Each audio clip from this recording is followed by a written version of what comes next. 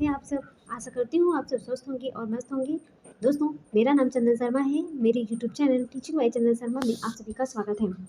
तो दोस्तों, जैसा कि आप लोग जानते हैं कि सुबह मॉर्निंग में 6:30 बजे करंट अफेयर की क्लास चलती है। तो चलिए इस चीज़ों में आप लोग क्लास तक बने रहिएगा और ज़्यादा से ज़्यादा लोगों को शेयर कीजिएगा।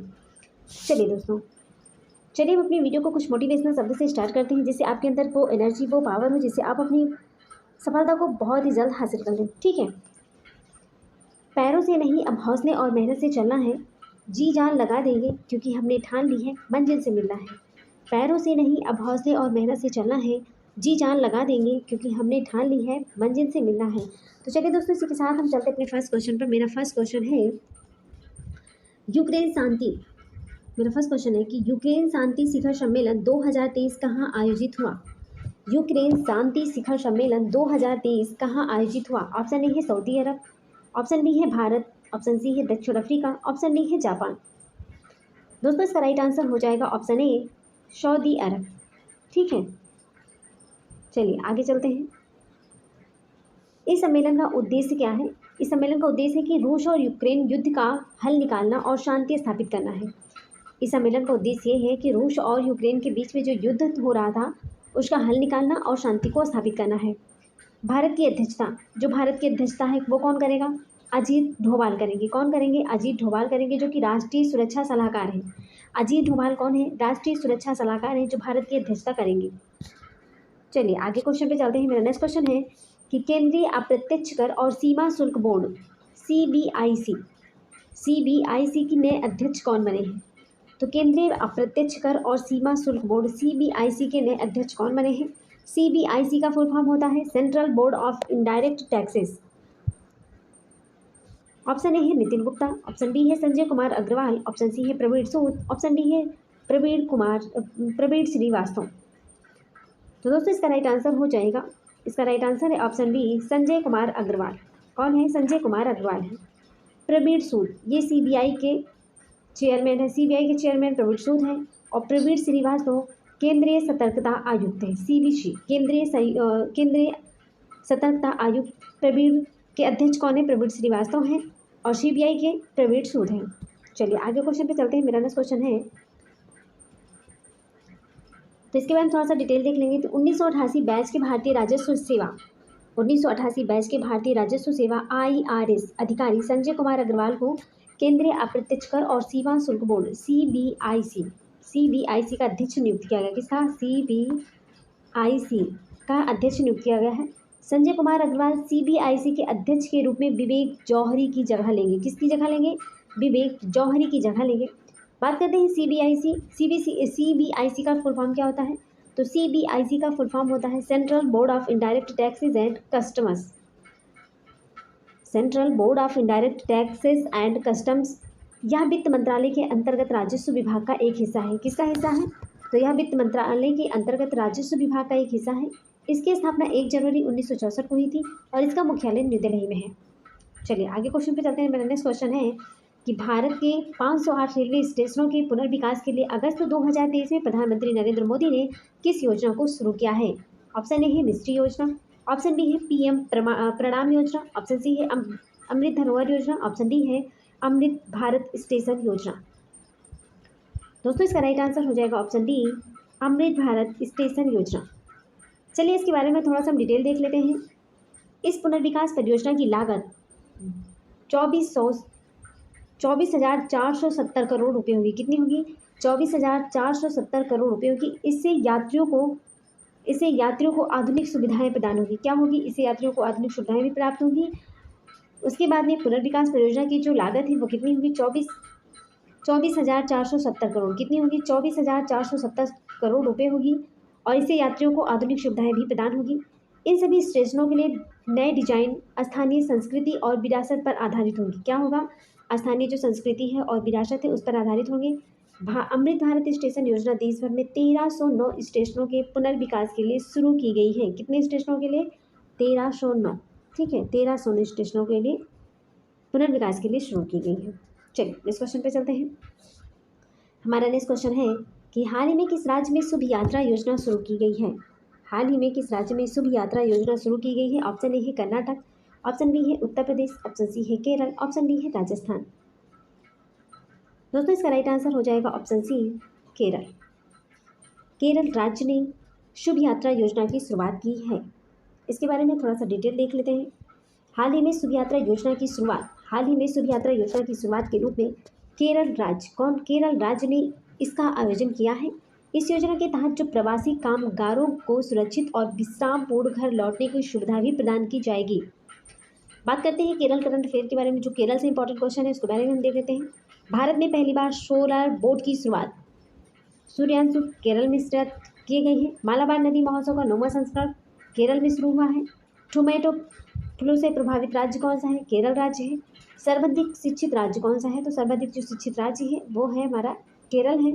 एक ग्राम पंचायत एक प्ले ग्राउंड योजना की शुरुआत कहाँ पर हुई है? केरल में हुई है।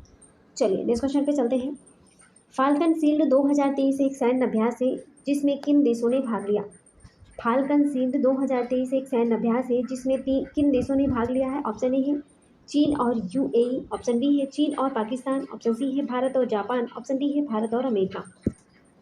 तो दोस्तों इसका राइट आंसर हो जाएगा ऑप्शन ए चीन और यूएई, चीन और संयुक्त अरब अमीरात। चलिए आगे देखते हैं। चीन और संयुक्त अरब अमीरात यूएई अगस्त में चीन के झिंजियांग में फाल्कन शील्ड 2023 नामक अपना पहला संयुक्त वायुसेना प्रशिक्षण आयोजित करेंगे। इस प्रशिक्षण का जो उद्देश्य है दोनों वायुसेनाओं के बीच व्यवहारिक आदान प्रदान और सहयोग को मजबूत करना है, आपसी समझ और विश्वास को भी बढ़ावा देना है। ठीक है, आपसी समझ को भी। ये हमारे यूएई है और ये हमारा चाइना है। चलिए नेक्स्ट क्वेश्चन पे चलते हैं। हाल ही में तीसरा राष्ट्रीय जैवलिन दिवस कब मनाया गया है? हाल ही में राष्ट्रीय जैवलिन दिवस कब मनाया गया है? ऑप्शन ए है 9 अगस्त, ऑप्शन बी है 7 अगस्त, ऑप्शन बी है 6 अगस्त, ऑप्शन डी है 10 अगस्त। तो दोस्तों इसका राइट आंसर क्या हो जाएगा? इसका राइट आंसर हो जाएगा ऑप्शन बी 7 अगस्त। राष्ट्रीय भाला फेंक दिवस कब मनाया जाता है? 7 अगस्त को मनाया जाता है। ठीक है, चलिए आगे देखते हैं। नेक्स्ट क्वेश्चन है हमारा। हाल ही में ट्रैकोमा को खत्म करने के लिए WHO द्वारा मान्यता प्राप्त 18वां देश कौन बना? हाल ही में ट्रैकोमा को खत्म करने के लिए WHO द्वारा मान्यता प्राप्त 18वां देश कौन बना है? ऑप्शन ए है अजरबैजान, ऑप्शन बी है तजाकिस्तान, ऑप्शन सी है भूटान, ऑप्शन डी है इराक। दोस्तों इसका राइट आंसर हो जाएगा ऑप्शन डी इराक। चलिए आगे देख लेते हैं डिटेल में। स्वास्थ्य संगठन WHO ने आधिकारिक रूप से इराक को ट्रैकोमा को सार्वजनिक स्वास्थ्य समस्या के रूप में सफलतापूर्वक नष्ट करने वाले 18वें देश के रूप में भी मान्यता दी है। ट्रैकोमा के बारे में देख लेते हैं। ये हमारा इराक है। ट्रैकोमा एक संक्रामक बैक्टीरियल आग संक्रमण है। क्या है? ट्रैकोमा एक संक्रामक बैक्टीरियल आग संक्रमण है जिसका कारण बैक्टीरियम क्लामीडिया ट्रैकोमेटिस होता है। यह मुख्य रूप से आग की सतह और पलक के अंदर तक प्रभावित होता है। आग के अंदर और सतह पर भी प्रभावित होता है। ठीक है, चलिए आगे नेक्स्ट क्वेश्चन पे चलते हैं।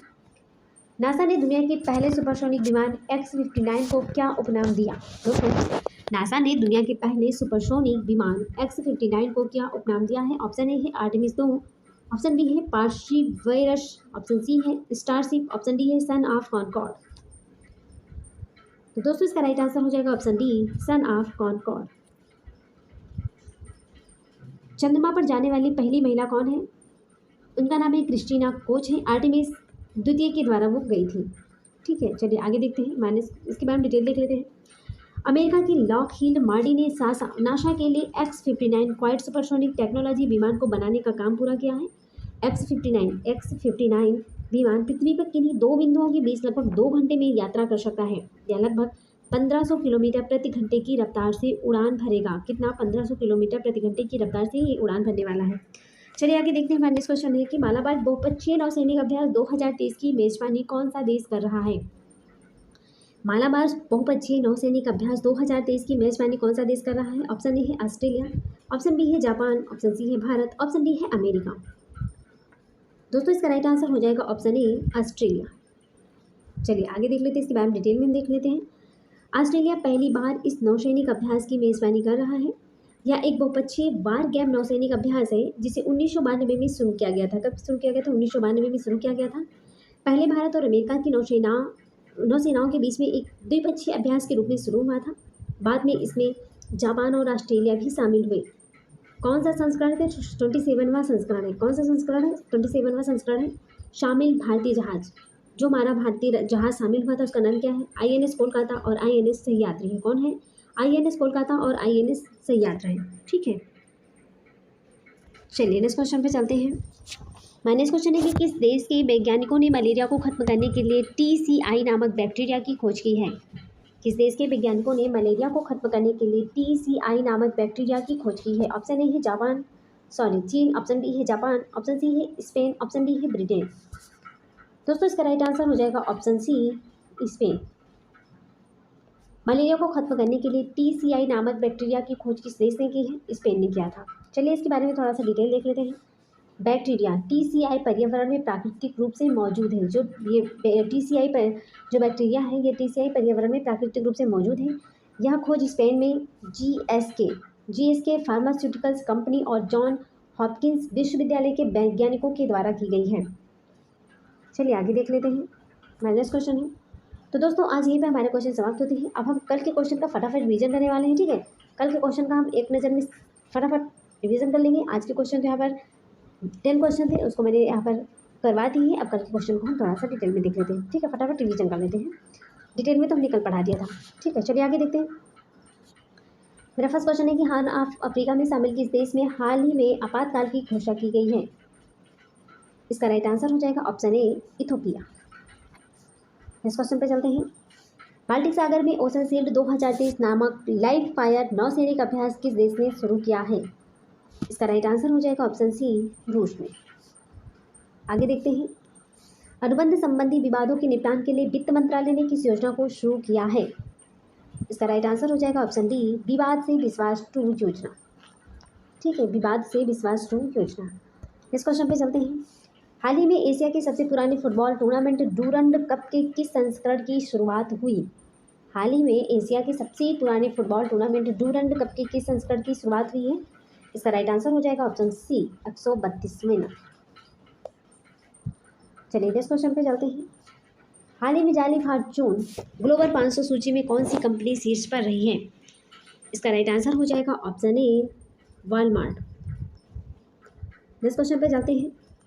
हाल ही में किस केंद्रीय मंत्री स्टडी इंडिया पोर्टल शुरू किया है? हाल ही में किस केंद्रीय मंत्री स्टडी इंडिया पोर्टल शुरू किया है? इसका राइट आंसर हो जाएगा ऑप्शन सी, एस जयशंकर।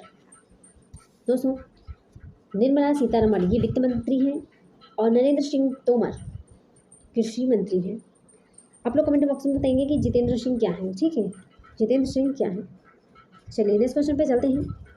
हाल ही में किस राज्य में लू के कारण सबसे अधिक मौतें दर्ज की गई हैं?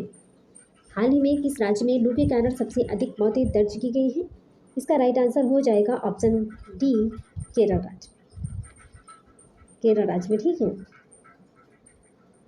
चलिए आगे नेक्स्ट क्वेश्चन पे चलते हैं कि हाल ही में देवधर ट्रॉफी 2023 का खिताब किसने जीता है?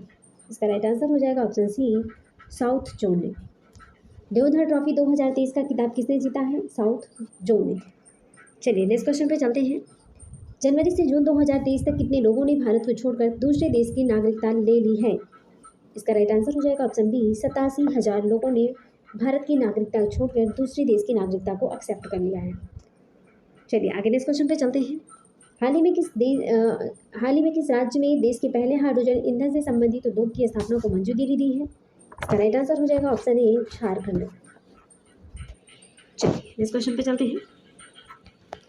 तो दोस्तों यहाँ पर हमारे क्वेश्चन समाप्त होते हैं। मैंने आज के क्वेश्चन को डिटेल में आज के क्वेश्चन को मैंने डिटेल में पढ़ाया आप लोगों को, और कल के क्वेश्चन का मैंने सुबह रिवीजन भी कर लिया। तो थैंक्स फॉर वॉचिंग, दिल से बने रहने के लिए। दोस्तों अगर आप हमारे चैनल पर पहली बार विजिट कर रहे हैं तो प्लीज़ दिल से लाइक कर दीजिएगा, शेयर जरूर कर दीजिएगा। जो भी सोशल मीडिया है आप वहाँ पर शेयर जरूर कर दीजिएगा, और कमेंट बॉक्स में कमेंट करके आप अपनी राय को साझा कीजिएगा। ठीक है दोस्तों, हमें आपकी कमेंट का इंतजार रहेगा, तो प्लीज़ आप लोग कमेंट कीजिए, और जो मैंने क्वेश्चन पूछा है उस क्वेश्चन का आंसर कमेंट बॉक्स में दे दीजिएगा। दोस्तों अगर आप हमारे चैनल पर पहली बार विजिट करें तो सब्सक्राइब कर दीजिएगा और बेल आइकन को प्रेस कर दीजिएगा, जिससे नेक्स्ट नोटिफिकेशन आप तक जरूर पहुँचे। तो चलिए दोस्तों, इसी के साथ हम मिलते हैं नेक्स्ट वीडियो में। तब तक के लिए bye bye, take care, see you.